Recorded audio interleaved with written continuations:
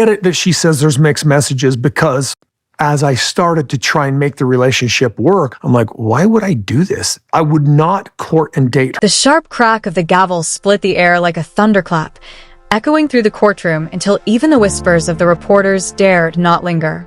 For a single breath, time itself seemed to kneel before the sound. Cameras stilled, pens hovered above notepads, and the murmurs that once filled the gallery froze in the throat of curiosity. All rise for the Honorable Judge Mitchell, the bailiff's command carried across the room like a final warning to anyone who thought today would be an ordinary hearing. It wasn't. Not when the woman standing at the front of the courtroom had once been part of one of America's most controversial families. Not when the truth she carried could unravel everything the world thought it knew about them. Kody Brown stood tall, not as a wife, not as a cast member, but as a woman who had been silenced for too long. Her blonde hair, once the soft crown of a dutiful wife, now gleamed under the courtroom lights like a symbol of rebellion. Her jaw tightened, her eyes steady, no longer the eyes that sought permission, but the eyes of someone who had survived betrayal and decided to turn pain into power. Across from her, Kody Brown shifted in his seat, shoulders heavy, gaze fixed downward as if the grain of the wooden table held answers he couldn't face. The air between them pulsed, thick with years of unsaid words, broken trust, and the hollow echo of promises spoken for cameras but never kept behind closed doors. Reporters leaned forward, their anticipation a living thing. Every eye waited for the first word to fall, the way one waits for lightning after the rumble of distant thunder. Because today wasn't about ratings. Today was about reckoning. The gavel's echo hadn't just called for silence, it had called for truth. And truth, when it finally speaks, rarely whispers. Kody's heart drummed in rhythm with the hum of fluorescent lights overhead. She could feel every camera lens fixed on her face, not for her tears, not for her weakness, but for the defiance she now carried like armor. For years, she'd been painted as the quiet one, the patient one, the woman who smiled while swallowing the hurt. But the woman standing in front of Judge Mitchell was not that Kody anymore. This was a woman who had walked through heartbreak and come out forged in it. Ms. Brown. Judge Mitchell's voice cut through the heavy silence, measured and precise. Are you ready to proceed? Kody didn't flinch. Her voice, when it came, was calm, almost too calm. Yes, Your Honor. I am. The courtroom seemed to exhale, but the weight didn't lift. Kody's lawyer, a sharp-faced man in an impeccable suit, rose from his seat, adjusting his tie like a soldier preparing for battle. Your Honor, he began, we'd like to remind the court that this case, though emotional, is rooted in contract law, not sentiment. My clients, but Kody's lawyer, a composed woman named Avery Hunt, stood before he could finish. Your Honor, with all due respect, this is not about sentiment. This is about deception, manipulation, and a pattern of abuse disguised as faith and family. Her tone was firm, but not theatrical. It was the tone of someone who had seen too many women told to keep quiet, and refused to be one of them. A rustle swept through the gallery. Cameras clicked. The world had come expecting drama, but what they were getting was something rarer, truth laid bare. Kody looked up for the first time. His eyes, once proud and commanding, flickered with something unfamiliar, fear. He glanced toward Robin sitting quietly behind him, her hands clenched so tightly her knuckles were white. The mask of serenity she wore on television was gone. In its place was something raw, something cornered. Kody felt it. That shift, that crack in the facade. It gave her strength she hadn't expected. She drew a deep breath, steadying her voice. For years, she began, I believed that silence was loyalty, that protecting someone's image was the same as protecting my family. But loyalty without respect is just submission. And submission isn't love, it's survival. Her words rippled through the room like a current. Even the judge's expression softened for a moment, not sympathy, but recognition. Kody's lawyer objected, irrelevant, Your Honor, but the objection barely mattered. The seed had been planted. Kody continued, her voice unwavering now. each word sharpening like a blade honed on truth. When you live in a house built on secrets, every smile becomes a lie. Every prayer becomes a script. We were a family on paper, but behind the cameras, we were actors pretending we still believed in the story. A journalist in the back whispered, "That's the headline," before realizing his microphone was still on. Judge Mitchell leaned forward. "Ms. Brown, this court recognizes the emotional weight of your testimony. However, please keep your remarks focused on the facts relevant to the case." Christine nodded. "Of course, Your Honor. The facts are simple. I was coerced into agreements I didn't fully understand, promised equality that never existed, and silenced whenever I questioned it." Her tone tightened, words clipped with precision. "I have documentation, emails, financial records, and..." She hesitated just a second, enough to draw every breath in the room. "DNA results that prove not every truth in that household was told." Gasps rippled like a wave. Kody's head snapped up. Robin's composure cracked. "DNA results," the judge repeated, brows raised. "Yes, Your Honor." Christine's eyes didn't waver. Results that confirmed deception at a level no one in that family was prepared to face. The courtroom erupted. Reporters scrambled to tweet. Lawyers whispered urgently, and Kody's jaw clenched so hard the muscles in his temple pulsed. The bailiff called for order, but the chaos only magnified the gravity of what had just been said. And through it all, Christine stood unmoving, calm, almost eerily serene. Because she knew this wasn't just a trial. This was liberation. The air inside the courtroom shifted, no longer just heavy, but electric. Even the hum of the overhead lights seemed to pause, waiting. Judge Mitchell's eyes, sharp beneath the weight of his glasses, darted between Christine and Kody, gauging what kind of storm was about to break loose. "DNA results," he repeated, his tone careful now, as if tiptoeing through a minefield. Christine nodded once, her fingers tightening around the folder in her hands. The sound of the paper sliding across the polished table was louder than any shout. "These were submitted to the court under seal," she said, her voice clear, steady, and devastatingly calm. "They confirm that the narrative presented for years to the public, and even to some members of this family, was not the truth." Kody's lawyer rose instantly. "Objection, Your Honor. This is an ambush tactic. My client was not made aware of any." "Your client," Avery interrupted coolly, "was made aware. He simply hoped the truth would stay buried under his own version of faith."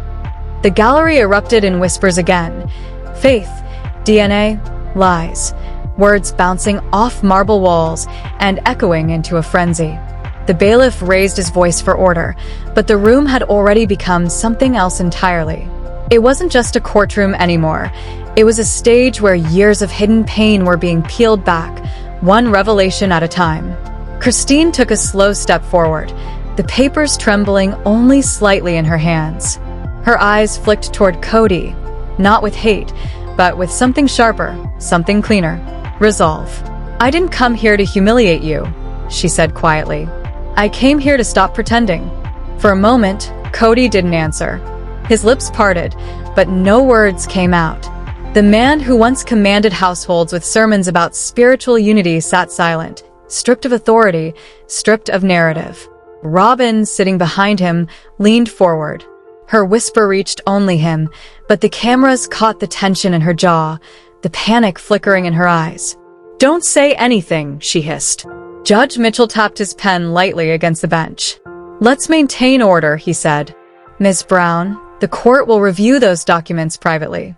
For now, you may continue your statement." Christine nodded, her gaze never leaving Kody's.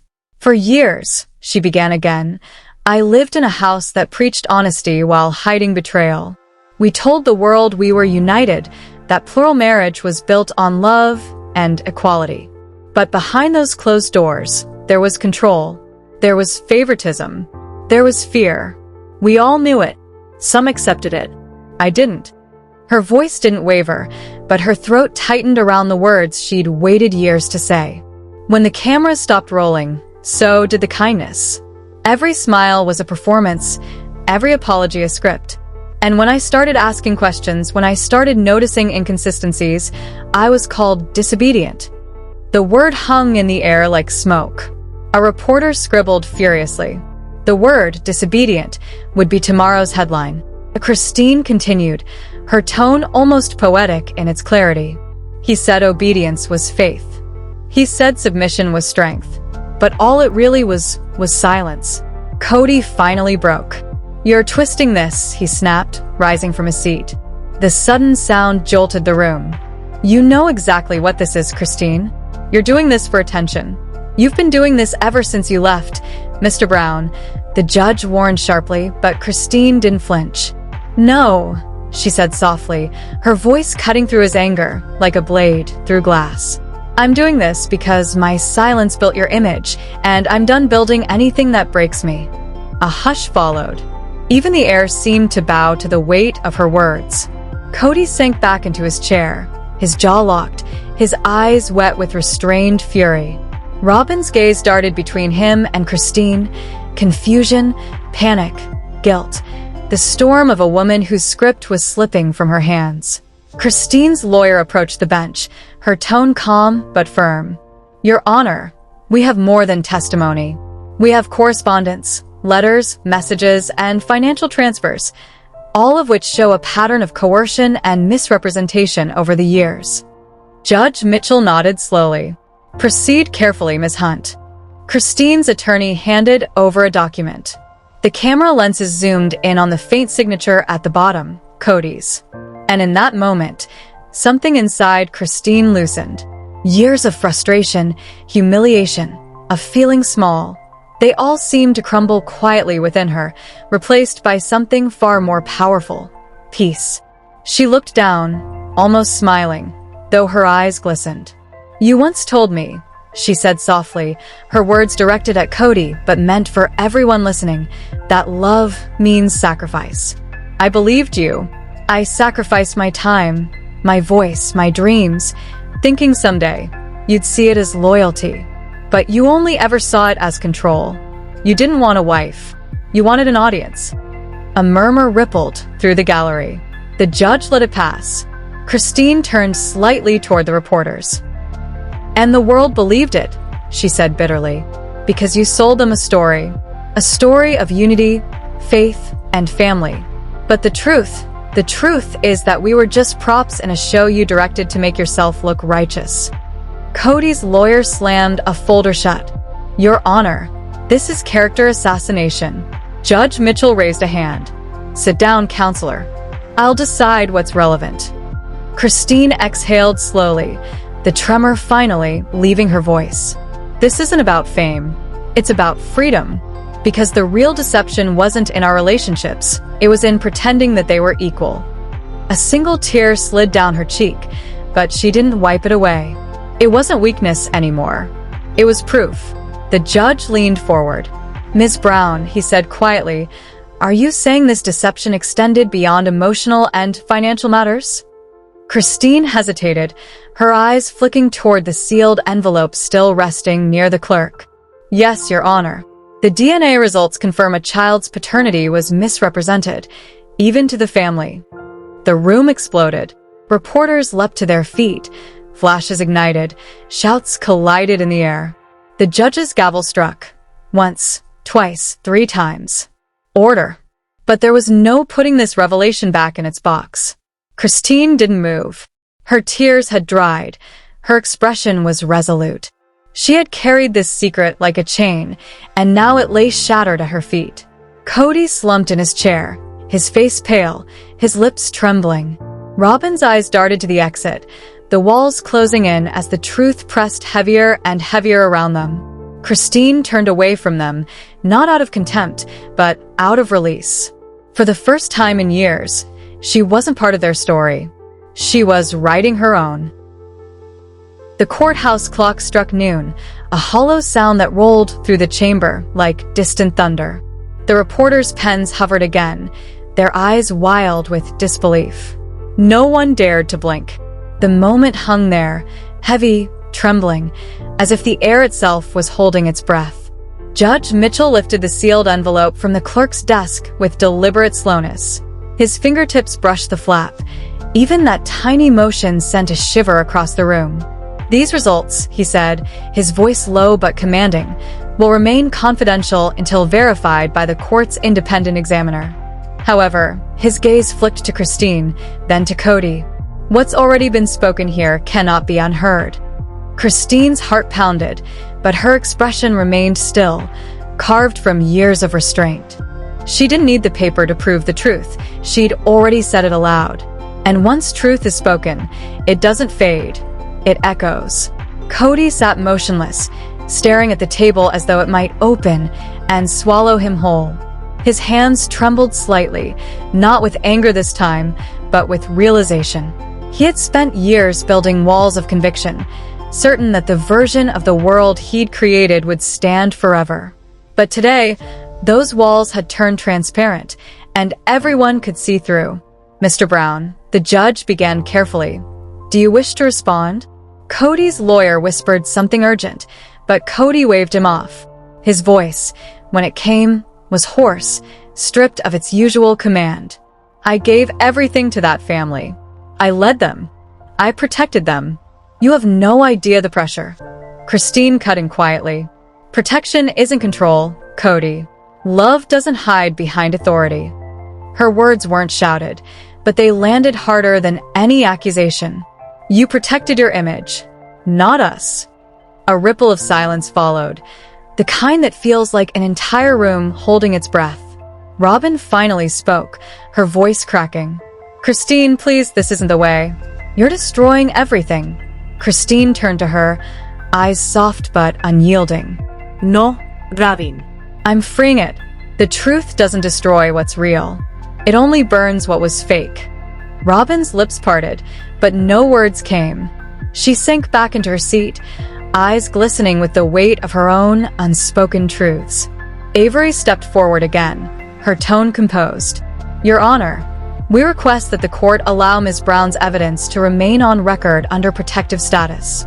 We also ask for a review of prior agreements signed under emotional duress." Judge Mitchell nodded. "So ordered." The strike of his gavel was softer this time.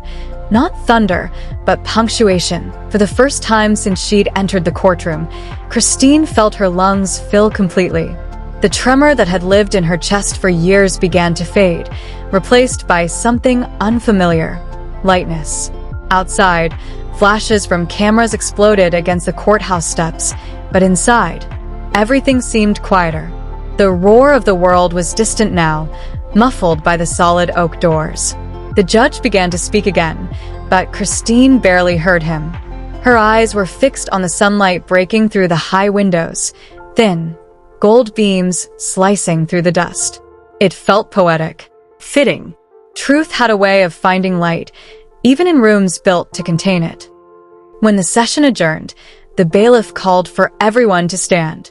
Chairs scraped, voices murmured, and yet Christine stood motionless for a beat longer, letting the moment settle into her bones.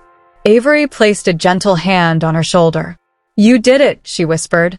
Christine nodded. "No," she said softly. "I just stopped hiding." Kody turned slightly as she walked past him. For a flicker of a second, their eyes met. Not as enemies, not even as ex-spouses, but as two people finally stripped of illusion. His eyes were wet, rimmed red, pleading without words. But Christine didn't stop. She had no anger left, only truth. And truth doesn't turn back. Reporters swarmed as she stepped into the hallway. Questions collided around her. Is it true? What happens next? Who's the father? But Christine didn't answer. She didn't need to.